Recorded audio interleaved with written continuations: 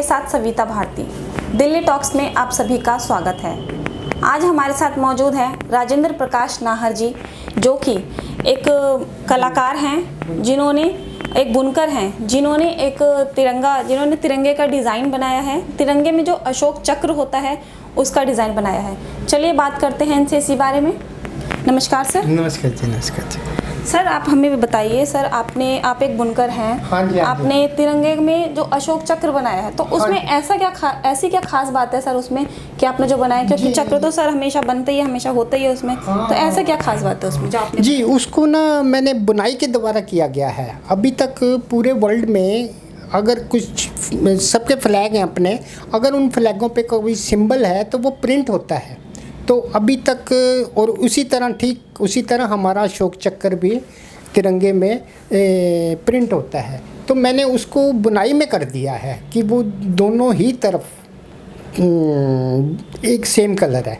तो होता ये है, बुनाई में अगर हम दो कलर्स को मिलाते हैं तो एक तरफ एक कलर आएगा तो दूसरी तरफ दूसरा कलर आएगा। तो ये पहली बार ऐसा हुआ है कि भी दोनों तरफ सेम कलर आया है।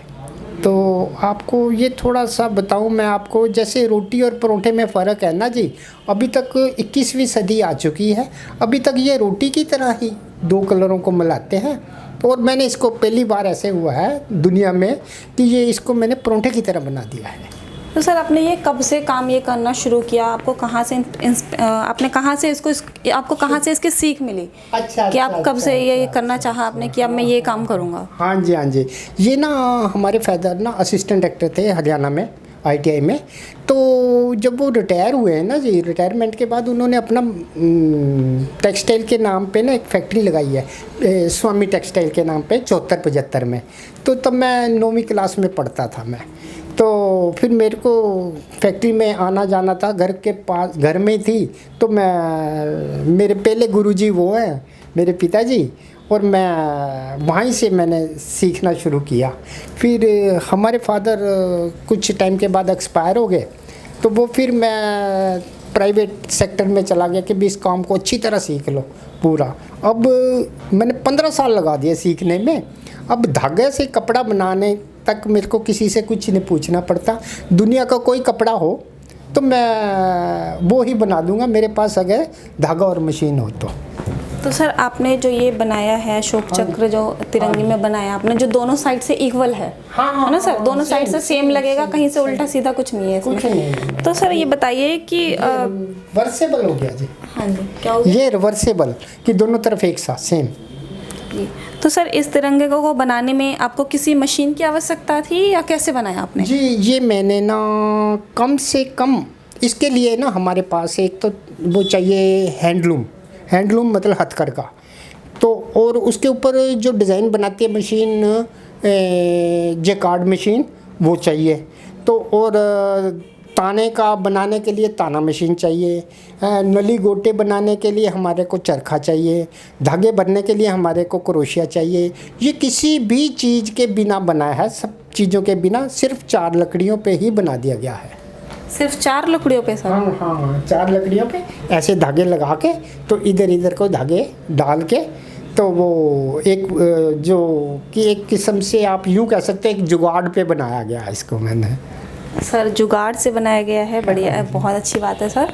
सर ये बताइए कि इसको बनाने में, जो आपने तिरंगा बनाया, इसको बनाने में कुछ खर्चा भी लगता है या मतलब कितना कम से कम खर्चे में हो जाता है इसका काम? नहीं, ये तो एक इसमें टाइम बहुत ज़्यादा लगा है कि ये जो पिछली 15 अगस्त आई है, इसको मैंने सोचा, जब आज से मैंने 30 साल पहले भी बनाया था उसको। मैंने 1892 को प्रेसिडेंट हाउस में दे दिया था। उसकी मेरे पास फ़ोटो है बस, तो उसका हुआ कुछ नहीं। तो अब ये एक नई टेक्निक है, अब मैं सीनियर सिटीजन में आ गया हूँ, तो मैं सोच रहा हूँ कि ये एक नई टेक्निक है जो वो ये दुनिया को देनी चाहिए। तो मैंने अब फिर मैंने 30 साल बाद फिर कोशिश की है, फिर बनाया इसको मैंने। अब देखता हूँ आगे क्या होगा मेरे साथ। इससे पहले आपने मतलब पार्लियामेंट में आपने राष्ट्रपति भवन में आपने इसको शो किया था? हमारे माननीय राष्ट्रपति जी है ना, हिंदुस्तान के पहले नागरिक हैं, तो मैंने उनको दिया था कि भी ये देखो, ये है मेरी कला, तो ये मैंने बनाया है। तो उसका कुछ हुआ नहीं। उसके बाद आपने कहीं और इसको दिखाया कि कहीं कुछ हो सके? फिर अब मैंने 30 साल के बाद अब पिछली 15 अगस्त को मैंने ये सोचा कि इसको फिर बनाया जाए, इसको फिर ग्राफ पेपर पे मैंने किया, इसको 2-3 महीने लगे हैं उसमें करते करते। ये मेरा मई में पूरा हुआ है, मई में। कितना टाइम लग जाता है सर, अगर एक फ्लैग बनाना चाहें तो कितना टाइम लग जाएगा उसको बनाने में? ये देखो जी, ये तो प्रोसीजर है ना, बहुत ही स्लो प्रोसीजर है। अगर हम इसको हैंडलूम वगैरह पे कर दें तो एक दिन में 8-10 भी बन जाएंगे ये, अगर वो मशीन पे सेट कर दिया। वो मैं कर सकता हूँ, तो अगर मेरे पास मशीन और धागा हो तो मैं इसको मशीन पे सेट कर दूंगा और कई जनों को रोज़गार मिलेगा। ये तो 50 मशीनें लगा दो, 50 जनों को काम मिलेगा। 50 जने भी अगर हैं तो वो 100 जनों को काम मिलेगा। कोई बेचने में होगा, कोई बनाने में होगा, कोई चरखा चलाने में होगा। कि जो आजकल हो ऐसे रहा है कि जो हम चीज़ हैंडलूम पे बनाते हैं वो पावरलूम पे बन जाती है, तो हैंडलूम आस्ता आस्ता ख़त्म होता जा रहा है। तो कोई आदमी ऐसा नहीं कर रहा कि वो कोई नई चीज़ बनाए कि जो सिर्फ हैंडलूम पे ही बन सके, तो ये सिर्फ हैंडलूम पे ही बनेगा। ये कुछ ऐसे है जी।